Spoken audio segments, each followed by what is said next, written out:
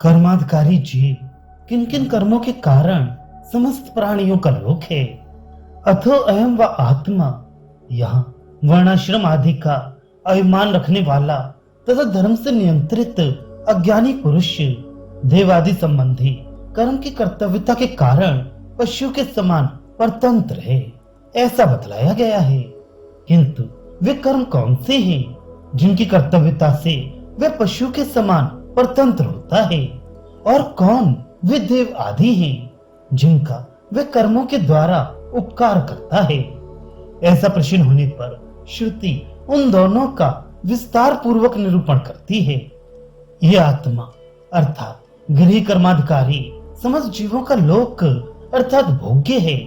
वे जो हवन और यज्ञ करता है उससे देवताओं का लोक होता है, जो स्वाध्याय करता है उससे ऋषियों का, जो पितरों के लिए पिंडदान करता है और संतान की इच्छा करता है उससे पितरों का, जो मनुष्यों को वास स्थान और भोजन देता है उससे मनुष्यों का, और जो पशुओं को तृण एवं जल आदि पहुंचाता है उससे पशुओं का लोक होता है।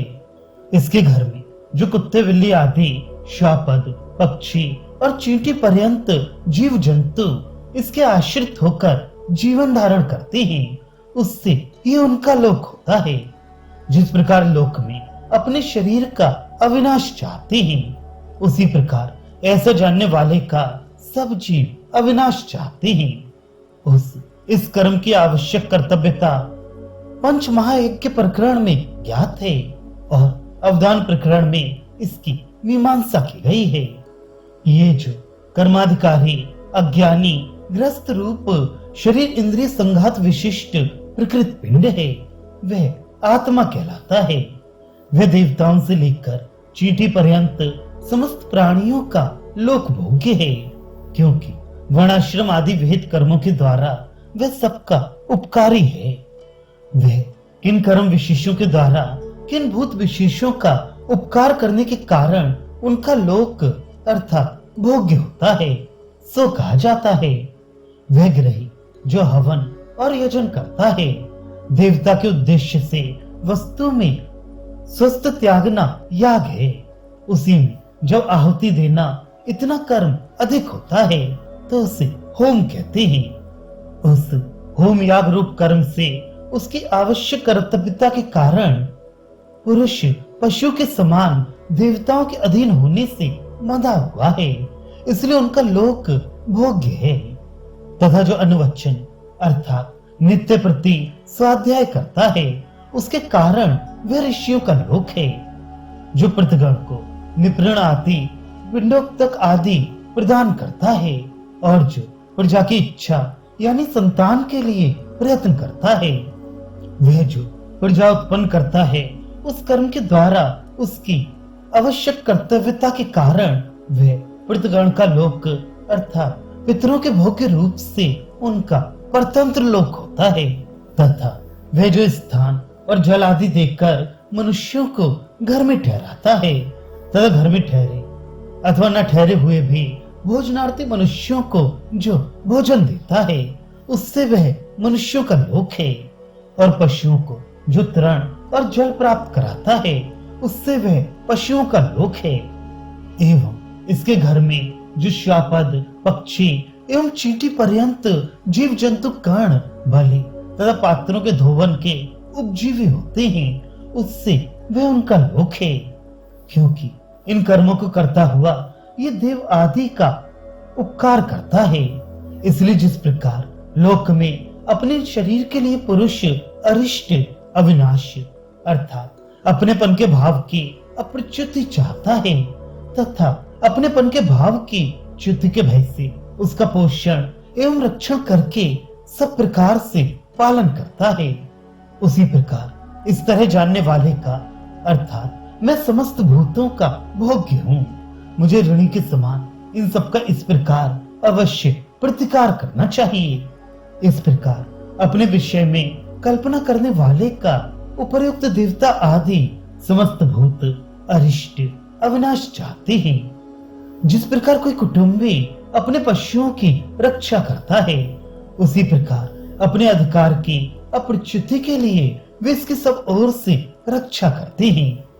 इसी से कहा गया है, अतः देवताओं को यह प्रिय नहीं है कि लोग आत्म तत्व को जाने। वह यह अर्थात उपरित कर्मों का ऋण के समान अवश्य कर्तव्यत्व पंच महायज्ञ प्रकरण में विदित है तथा अवदान प्रकरण में कर्तव्य रूप से इसकी मीमांसा हुई है। विचार किया गया है, यदि ब्रह्म को जानने वाला पुरुष कर्तव्यता बंधन रूप उस पशु भाव से मुक्त होता है, तो यह किसकी प्रेरणा से विवशता होकर कर्म बंधन के अधिकार में प्रवृत्त होता है तथा उससे मुक्ति पाने के उपाय रूप ज्ञानाधिकार में प्रवृत्त नहीं होता।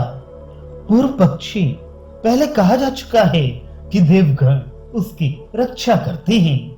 सिद्धांति ठीक है, परंतु वे भी कर्माधिकार के द्वारा अपनी विषयता को प्राप्त हुए लोगों की ही रक्षा करते हैं। अन्यथा यदि ऐसा माना जाए कि सभी की रक्षा करते हैं, तो बिना किए कर्म की प्राप्ति अकृत कर्म का नाश होने का प्रसंग उपस्थित होगा। वे विशिष्ट अधिकार पर आरूढ़ ना हुए सामान्य पुरुष मात्र की रक्षा नहीं करते। अतः कोई ऐसा होना चाहिए जिससे प्रेरित होकर वह बलात्कार से आत्मलोक से बहिर्मुख हो जाता है। पूर्व पक्षी अच्छा, तो वह अविद्या है, क्योंकि अविद्यावान पुरुष ही बहिर्मुख होकर प्रवृत्त होता है। सिद्धांति वह भी प्रवृत्ति का नहीं है, वह तो वस्तु के स्वरूप का आवरण करने वाली ही है। हाँ, जिस प्रकार अंधत्व गड्ढे में गिरने का हेतु होता है, उसी प्रकार ये प्रवर्तक बीज रूपता को तो प्राप्त होती है। पूर्व पक्षी ऐसी बात है तो तुम ही बताओ, जो प्रवृत्ति का हेतु है वह क्या है? सिद्धांति वह यहाँ बतलाया जाता है, वह ऐषणा यानी काम है। स्वाभाविक की अविद्या में रहने वाले मूर्ख लोग वह कामनाओं का अनुसरण करते हैं। ऐसा कट श्रुति में भी कहा है, तद स्मृति में भी ये काम, ये क्रोध ऐसा कहा है। मानव धर्मशास्त्र में भी सारी प्रवृत्ति काम से ही होने वाली है, ऐसा कहा है।